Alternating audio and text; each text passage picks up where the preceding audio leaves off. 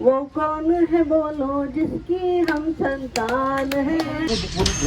जम्बेश्वर, उनको जम्बेश्वर भगवान कहते हैं। आज की यूनिवर्सिटी है हिसार में। हर बार एक बात कहता हूँ कि हिंदू धर्म अगर आज जीवित है तो उसमें बहुत बड़ा रोल अदा करता हूँ। कि 17.5 गोत्र हमें तो बताते हैं। 17.5 क्यों है, किसी को पता है? समाज में धार्मिक कार्यों और सामाजिक कार्यों की बात होती है तो सबसे पहले वैश्य समाज का ही नाम लिया नहीं है।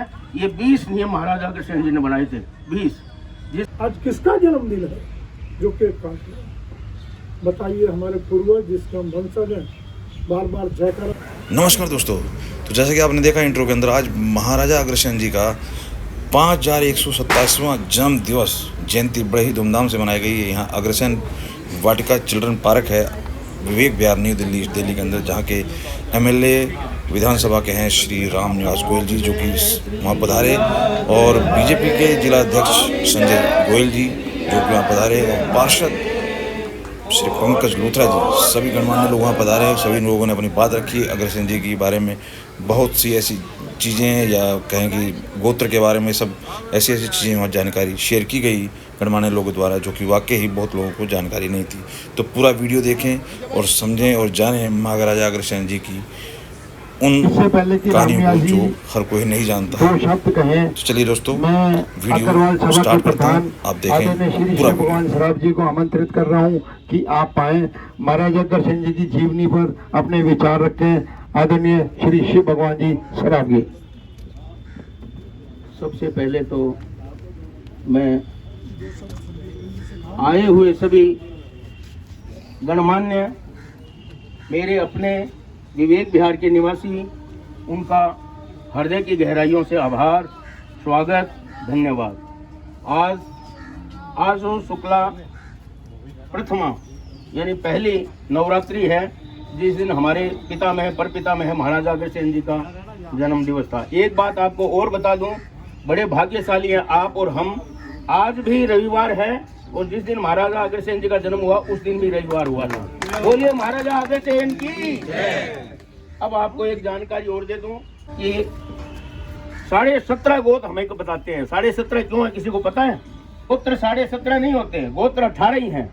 महाराजा अग्रसेन के 18 पुत्र थे और उस वक्त क्षत्रिय धर्म का पालन कर रहे थे। भगवान राम के सूर्य वंश से महाराज जी का, इक्ष्वाकु वंश से महाराजा अग्रसेन जी का वंश है हमारा।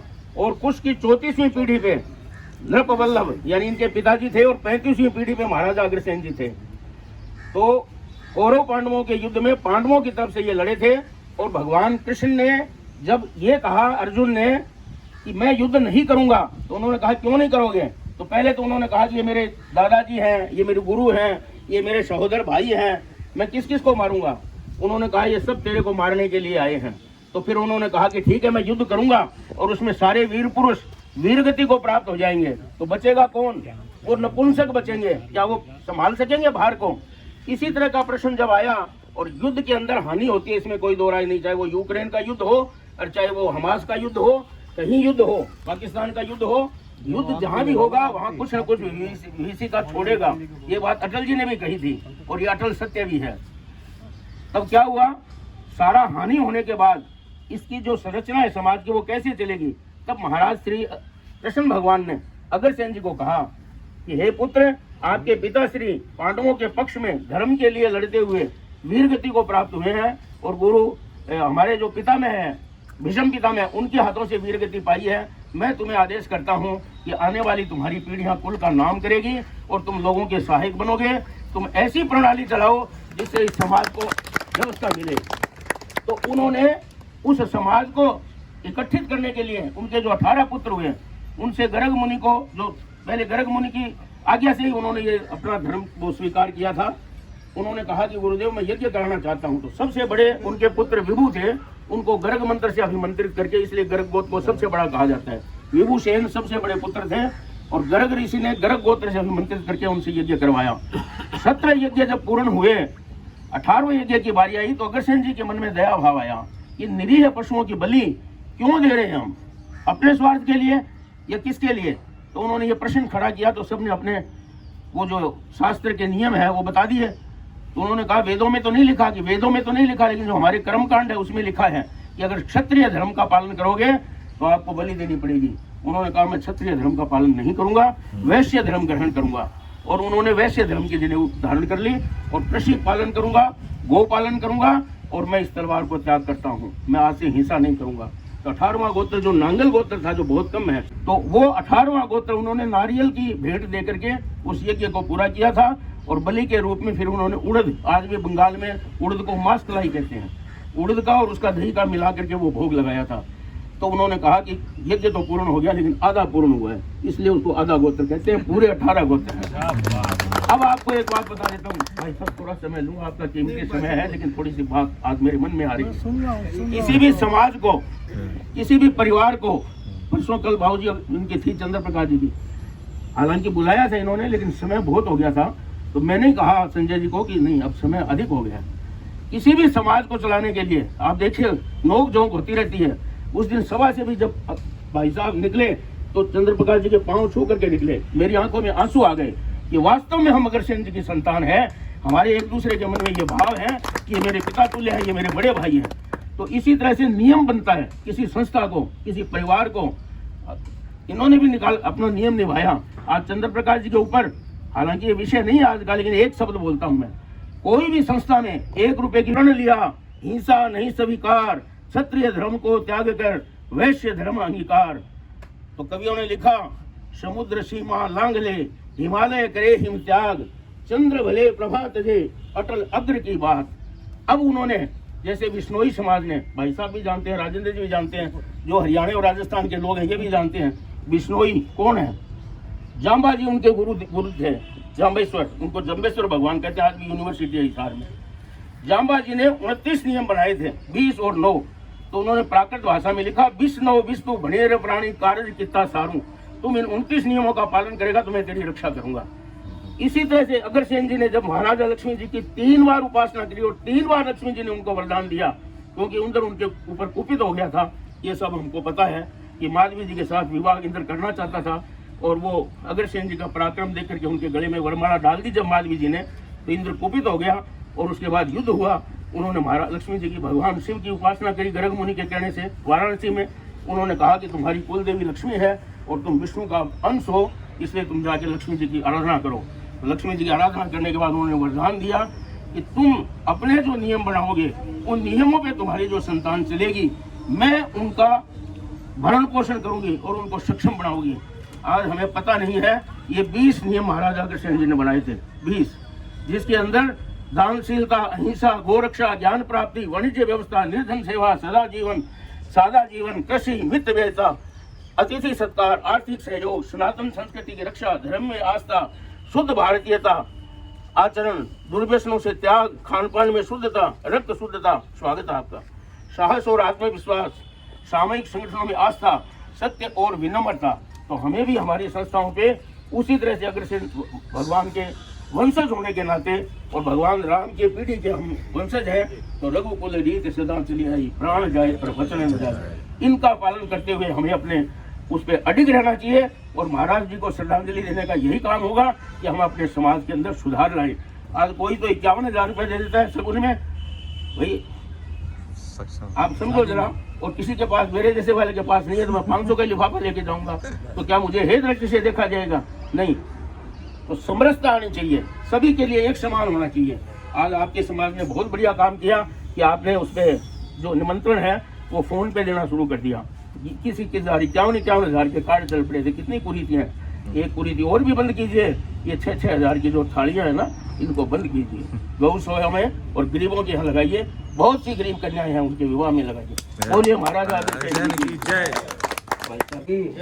कुल देवी महालक्ष्मी जी की, महाराजा अग्रसेन जी की, महाराजा अग्रसेन जी की मैं खुशियाँ आए। और जैसा कि बाबू जी ने, अंकल जी ने बताया कि हमें अपने जीवन में किस तरह के 20 नियमों का पालन करना चाहिए, 20 नहीं तो कम से कम कुछ का तो जीवन में अपने लाना चाहिए, क्योंकि 20 तो संभव नहीं है, लेकिन जितने हो सकते हैं मैक्सिमम अपने नियमों का संकल्प लेते हुए कार्य करना चाहिए। इन्हीं शब्दों के साथ क्योंकि सारा विषय करने हमारे सबको बता दिया है क्या हमारे दायित्व हैं, क्या हमारे कर्तव्य है। के जीवनी के बारे में उनके विचार दो शब्द बहन प्रीति जी।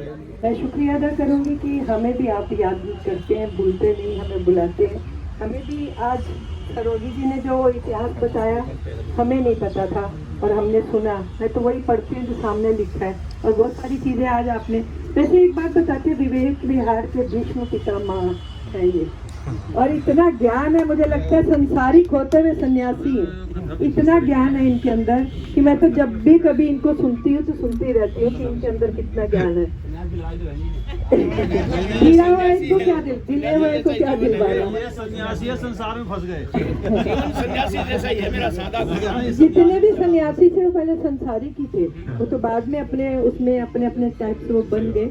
और मैं समझती हूँ एक गलती आप लोग हमेशा करते हो, मुझे दिलशाद कॉलोनी और दिलशाद विहार बोल के। मैं तो यहीं से हूँ और यहीं से रहूंगी।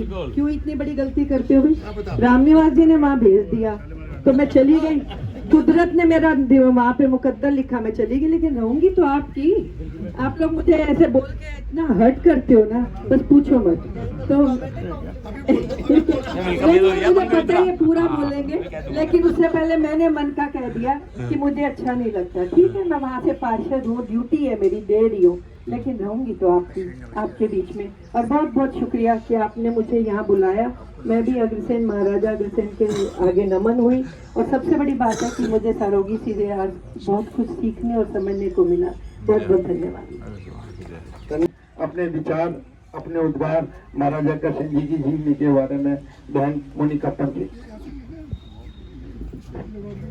महाराजा अग्रसेन जी की आज अग्रसेन जयंती के अवसर पर सबसे पहले महाराजा अग्रसेन जी के चरणों में नमन करती हूँ। यहाँ पर उपस्थित हमारे विधानसभा में नेता हमारे बड़े भाई रामनिवास गोयल जी, हमारे भारतीय जनता पार्टी के जिला अध्यक्ष भाई संजय गोयल जी, हमारे साथी निगम पार्षद पंकज लूथरा जी, बहन प्रीति जी, और अभी भाई साहब ने इतना डिटेल में बताया तो ये मेरे को भी पहली बार पता चला। और उपस्थित सभी हमारे अग्रवाल समाज के सभी साथियों, अग्र परिवार से संबंधित सभी हमारे साथियों और सभी को अग्रसेन जयंती के अवसर पर शुभकामनाएं देती हूँ। जब भी समाज में धार्मिक कार्यों और सामाजिक कार्यों की बात होती है तो सबसे पहले वैश्य समाज का ही नाम लिया जाता है। चाहे वो किसी भी तरह की व्यवस्थाएं हो, जो महाराजा अग्रसेन जी ने 1 रुपया 1 ईंट का संदेश दिया था, तो वो अग्र समाज जो है, वैश्य समाज पूरी तरह से कर रहा है। और समाजवाद की अगर बात करें तो हर जगह महाराजा अग्रसेन जी का ही नाम लिया जाता है। तो उन सब चीज़ों को और जो 20 अभी सूत्र भाई साहब ने लिए, तो उन सबको हम सबके लिए ज़रूरी है कि हम अपने जीवन में आत्मसात करें, जिससे एक सुदृढ़ समाज और सुदृढ़ राष्ट्र का निर्माण तभी होगा। आप लोग की बहुत बड़ी भूमिका है और आज का दिन यही सारे गुण आत्मसात करने का है। एक बार फिर अग्रसेन जी के चरणों में नमन करती हूँ। जय हिंद। एक बार हाथ भागेंगे, महाराजा अग्रसेन जी की। विवेक विहार वालों की दम में आवाज नहीं आई यार, लाला लोग हम तुम्हारे खेले। एक बार फिर आवाज लगानी है, महाराजा अग्रसेन जी की। लेकिन हमारी साथी बहन प्रीति जी और हमारी मोनिका मंजी बड़ी बहन और यहाँ पर उपस्थित सभी मेरे बड़े बुजुर्ग। देखिए नाम सोच के लूंगा नहीं क्योंकि एक ही नाम छूट गया, चुनाव आने वाला क्लब के जरा तो भैया नाम सोच के नहीं।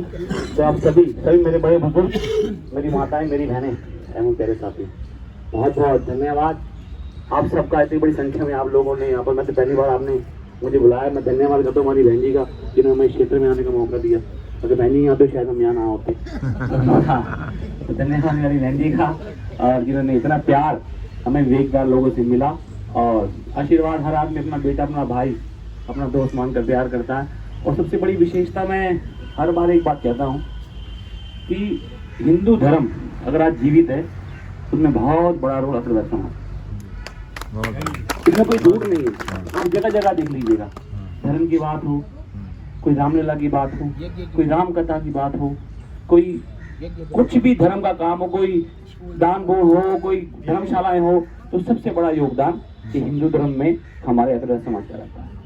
बहुत कुछ सीखा है इनसे, उनको देख के हम भी निकलना करने शुरू कर दिए कि भैया कहीं कुछ हम भी कुछ ना कुछ करते रहते हैं। तो मैं धन्यवाद करता हूँ अग्रवाल समाज का। नहीं कि अग्रवाल समाज का बहुत बड़ा, आप जहाँ भी जाएंगे, अग्रवाल धर्मशाला, अग्रवाल ट्रस्ट, राम कथा आप जाके देख लेंगे, भगवत कथा देख लेंगे, रामलीला देख लेंगे, तो अग्रवाल समाज का सबसे बड़ा रोल इसमें होता है। आप लोगों को देख के लोगों को प्रेरणा मिलती है। हम धन्यवाद करते हैं आप सभी का। हम तो बेचारे पाकिस्तान लूटे पिटे आए थे, हाँ भी था ही नहीं, आपको देख के अमरीज कर रहे हैं आप सबकी। और मैं धन्यवाद करता हूँ सभी लोगों का, हमारी बहन जी का, हमारे भाई साहब का, सभी का मैं बहुत बहुत धन्यवाद करता हूँ। मुझे बुलाकर इतना सम्मान दिया और आप सभी को आज के पावन पर्व की बहुत बहुत शुभकामनाएं। भगवान अग्रवाल सेन जी के चरणों में नमन करते हुए आप सबका आशीर्वाद लगे। एक बार लास्ट वाला जयकारा लगा देंगे। राजा अग्रसेन जी की, राजा अग्रसेन जी की, राजा अग्रसेन जी की। वो कौन है बोलो जिसकी हम संतान हैं, वो कौन है बोलो जिसकी हम संतान हैं, जिनके चलते ही अग्रवंश का नाम है, वो जिनके चलते ही अग्रवंश का नाम है। कोई और नहीं, वो अग्रसेन भगवान है, अग्रसेन भगवान है।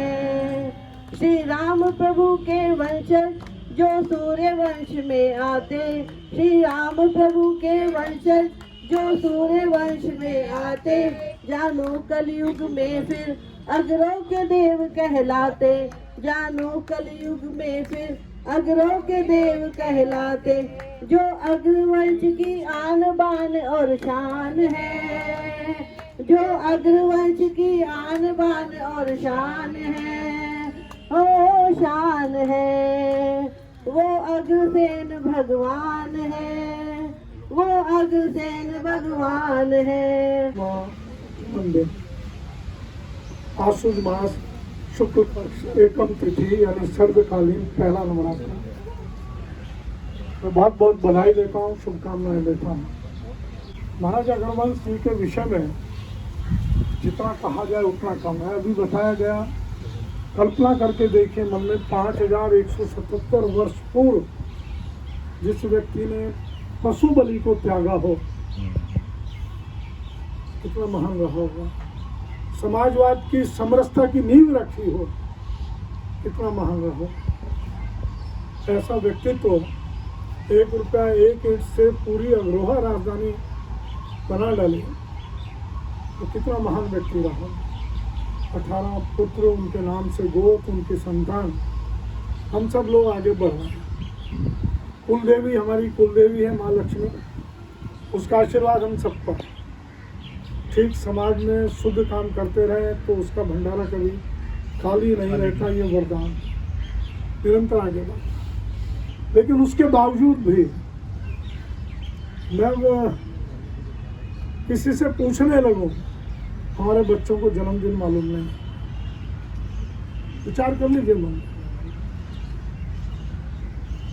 हम महाराज अग्रसेन जी का सामूहिक रूप से उत्सव मना लिया, उसके बाद पारिवारिक तौर पर कुछ नहीं।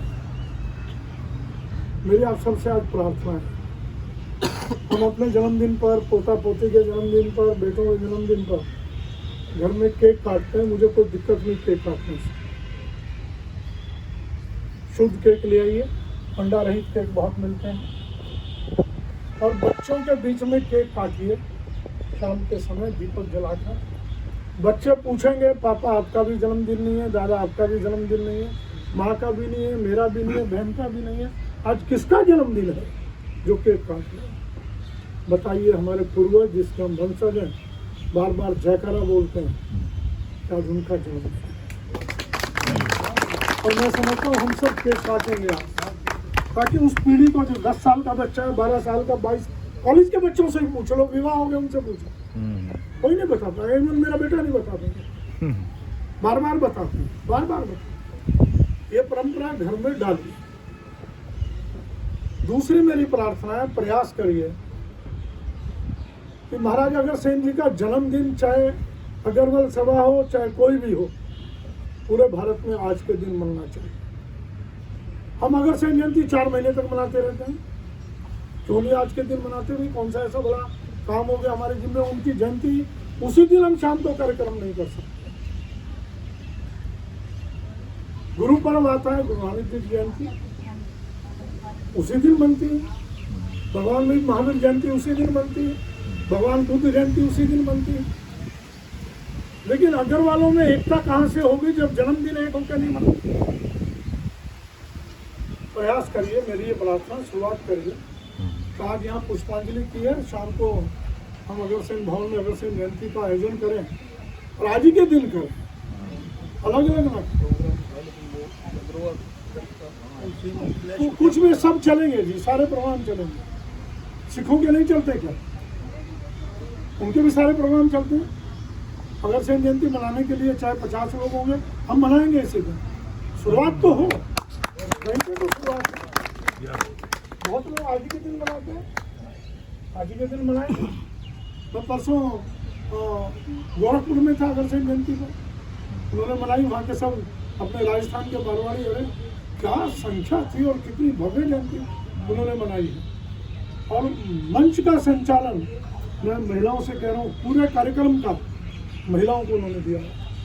किसको आमंत्रित करना है, किसको स्वागत करना है, टोटल महिलाओं ने करवाया।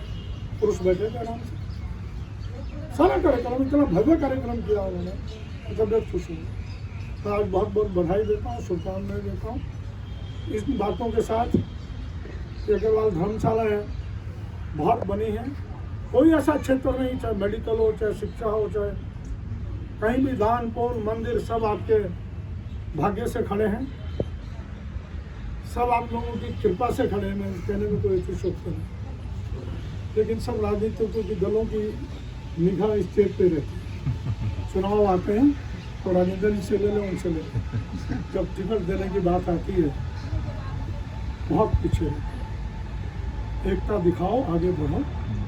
कोई भी पार्टी हो झुकेगी आपके सामने, तो बात करें कि हमारे ग्रुप भी अलग अलग है। बहुत बहुत बधाई महाराज अग्रसेन जी के जन्मदिन पर, बहुत बहुत शुभकामनाएं, धन्यवाद।